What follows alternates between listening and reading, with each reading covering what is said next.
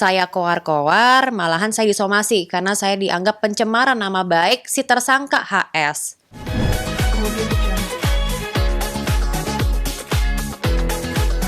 Yes, betul. Aku salah satu korban dari investasi bodong Koperasi Indosurya.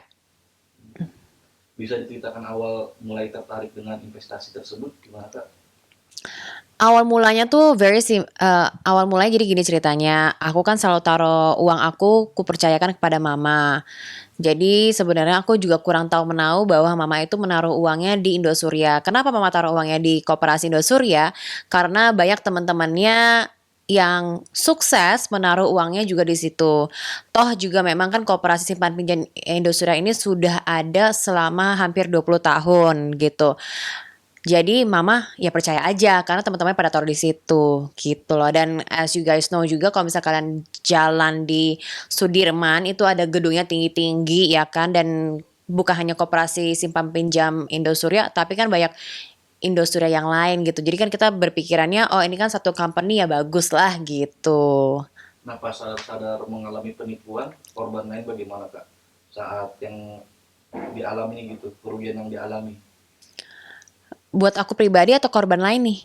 Kakak sendiri. Dan ada korban lain nggak gitu? Oh banyak dong. Jadi awal mulanya itu tuh sudah ada desas-desusnya bulan Februari 2020. Cuman aku nggak mengikuti sekali karena aku juga fokus kerja sampai Maret 2022 di mana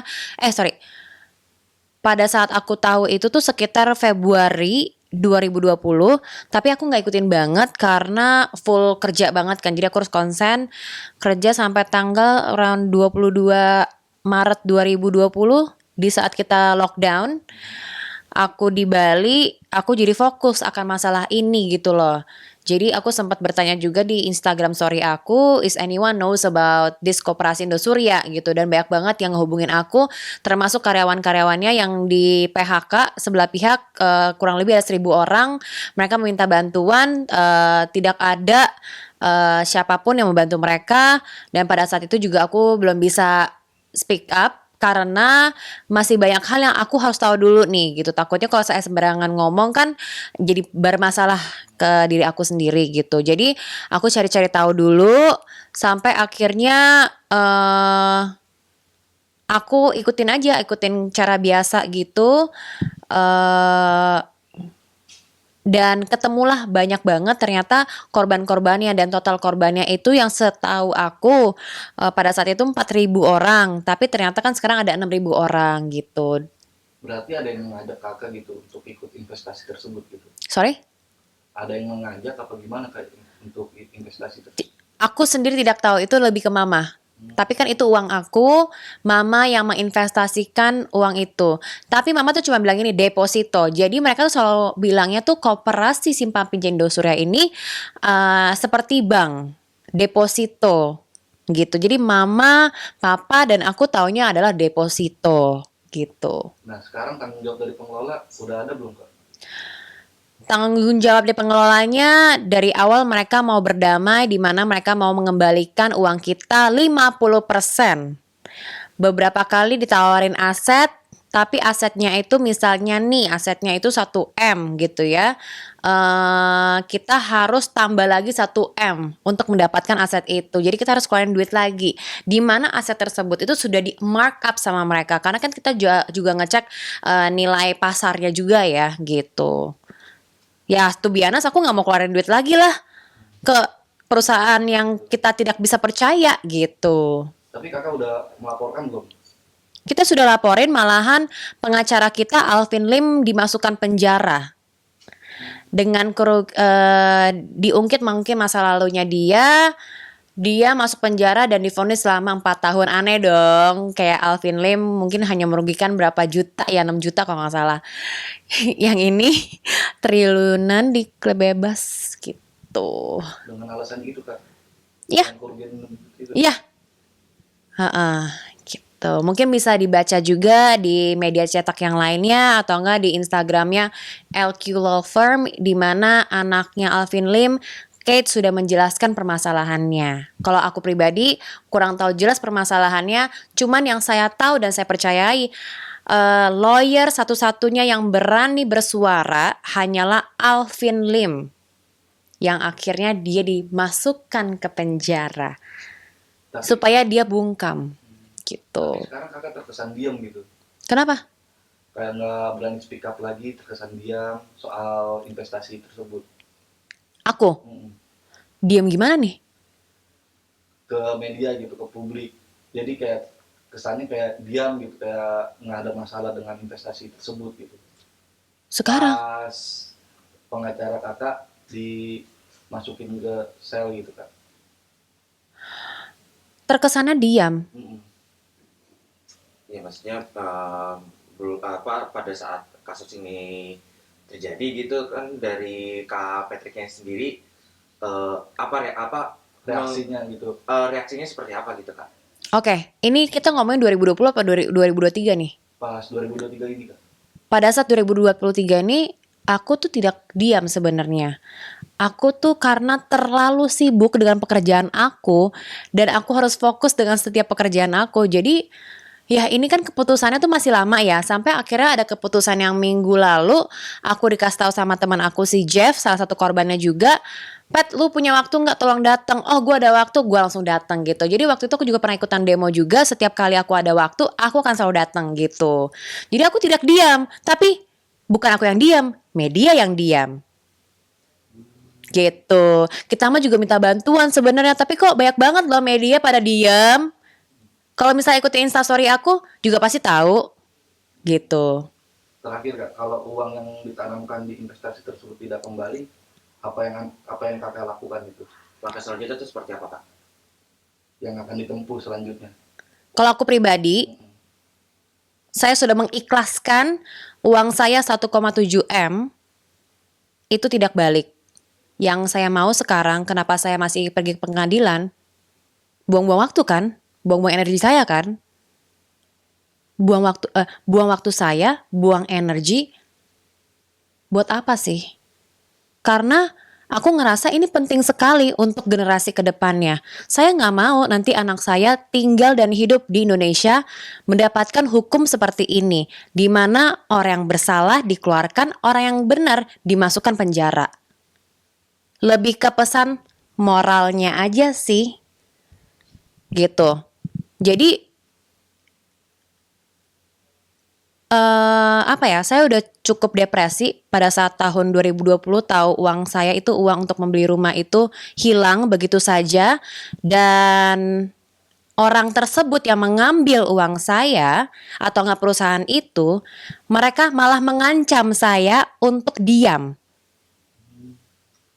gitu. Berarti ada ancaman kayak. Loh, saya dapat ancaman dan dapat somasi. Nah, aku udah pernah ngomong di sosial media, tapi tidak ada yang bukan.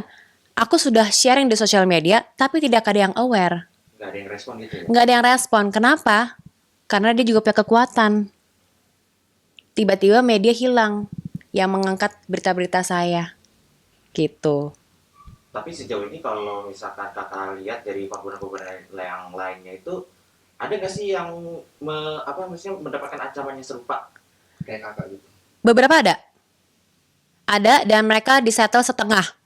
Jadi dikasih perjanjian, oke saya akan kembalikan kamu uang 50% ya.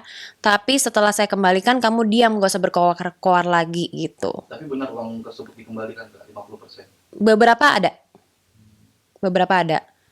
Dan masih banyak yang belum dikembalikan gitu. Termasuk kakak sendiri. Termasuk saya sendiri. Jadi awalnya saya itu ada 2 M, terus saya dikembalikan 1,5 juta. Itu pun aja harus saya keluar-keluar dulu. Per bulannya dikirimin 500.000 sama 1 juta. Saya ikutan aja cara perdamaiannya mereka. Ternyata segitu. Udah segitu aja terlambat transfernya. Saya keluar-keluar, malahan saya disomasi. Karena saya dianggap pencemaran nama baik si tersangka HS. Gitu. Nah, terus saya mau disomasi karena pencemaran nama baik dia. Gitu.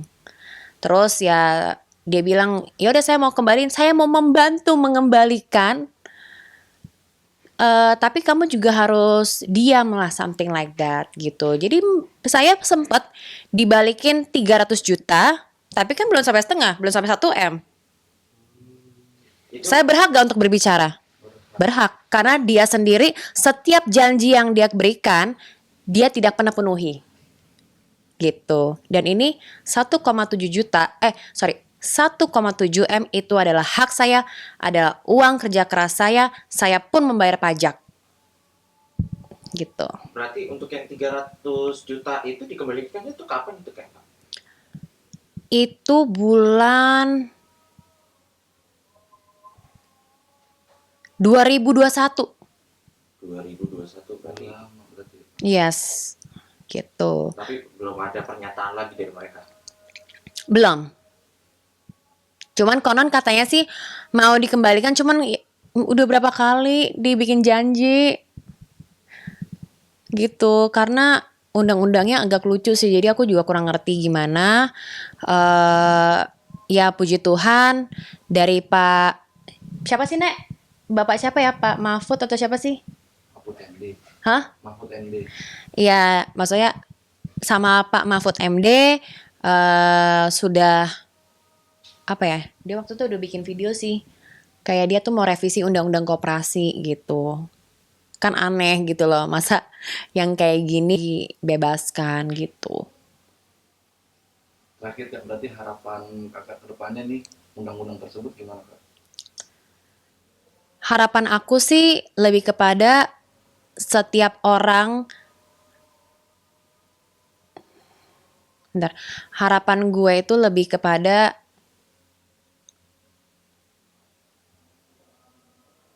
jangan bikin hukum di Indonesia itu mempermudah para koruptor dan maksudnya yang mempermudah. Bentar, gue rangkai kata dulu ya. Itu ya sih kayak buat generasi kedepannya itu kayak malahan menjadi inspirasi untuk menjadi seorang koruptor. Ya nggak sih? Jadi kayak ngelindungin koruptor juga. Iya. Dan orang-orang yang Menjadi korban malah yang salah. iya, yang gimana ya? Ngerangkai kata. Harapan saya sih supaya negara yang saya cintai memiliki hukum yang tajam ke atas, ke bawah, ke samping, dan ke kanan, dan bisa melindungi masyarakatnya apapun rasnya. Dan benar-benar menjaga rakyat Indonesia bisa membuat kita merasa aman dan nyaman di negeri ini. Dan ini kan is not just about the money, but it's about legacy buat generasi kedepannya. Kemudian